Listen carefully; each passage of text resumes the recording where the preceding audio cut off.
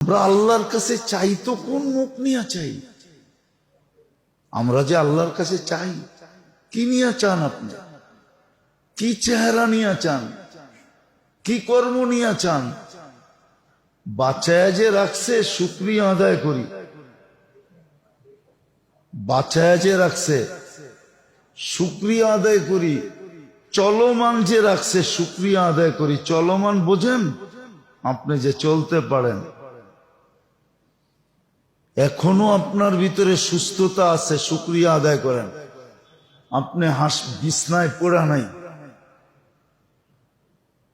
নিজের বিবেককে প্রশ্ন করেন যে আমি যতটুকু আল্লাহর বিরোধিতা করি, এতটুকু বিরোধিতা যদি আমার করতো কেউ, আর পরিপূর্ণ কন্ট্রোল যদি ওর আমার হাতে থাকতো, তাহলে আমি ওর সাথে কি ব্যবহার করতাম? একবার নিজের বিবেককে প্রশ্ন করেন না, যে আমি যতটুকু আল্লাহর বিরোধিতা করি, আল্লাহর খাইয়া আল্লাহর পয়ড়া, খানকার কাটটা খাই, পড়ি কাটটা, ব্যবহার করি কাটটা, সব তো আল্লাহর। আপনার কোনটা? বলেন আপনার কোনটা? কোনটা আপনার? আপনার কোনটা? যদি আপনারই হইতো তাহলে মরতে দেরি, মালিকানা হস্তান্তর হইতে দেরি হয় না কেন? মালিকানা তো চেঞ্জ হয়ে যায়। কোনটা আপনার? বলেন, একটু বিবেক দিয়া ভাবেন, বিবেক দিয়া, আবেগ দিয়া ভাইবেন না, বিবেক দিয়া ভাবেন।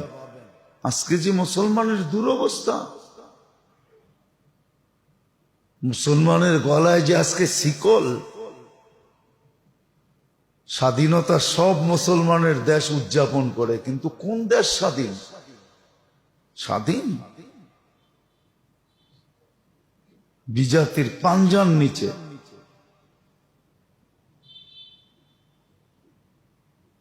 এইদিকে আর বলতে চাইতেছি না। সারা দুনিয়ার মুসলমান নির্যাতিত, নিষ্পেষিত, ঘৃণিত, অবহেলিত, দীক্ষিত। কারণ কি? দুনিয়া তো এখনই বলে আল্লাহ না তোমাদের। কই, আল্লাহ তো তোমাদের পক্ষে না, আল্লাহ তো আমাদের পক্ষে। আমরা যা খুশি তা করতে পারতেছি। আল্লাহ আমাদের জন্য কোনো বাধা না, করতেছে যা খুশি তা করতেছে না, করে না? কয়টা আঙ্গুল দিয়ে দেখাবো আপনাকে? যা খুশি তা করতেছে। রমজানের মতো মাস যদি ফিলিস্তিন আল্লাহরা জিজ্ঞাসা করে, আল্লাহ রহমতের পর্ব বলেছিল, আমরা তো 10 দিন পুরো গুলিই দেখছি, মানুষের লাশই দেখছি, আমরা এখানে রহমত কই দেখছি?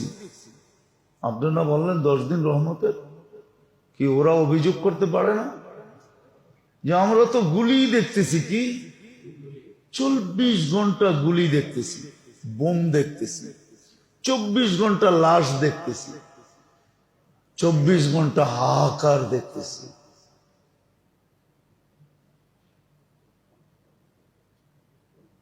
দুরবস্থা হবে না কেন? রমজান আসলো, শেষ প্রান্তে চলে আসলো, কিন্তু আপনার আমি উপকৃত কতটুকু হইলাম?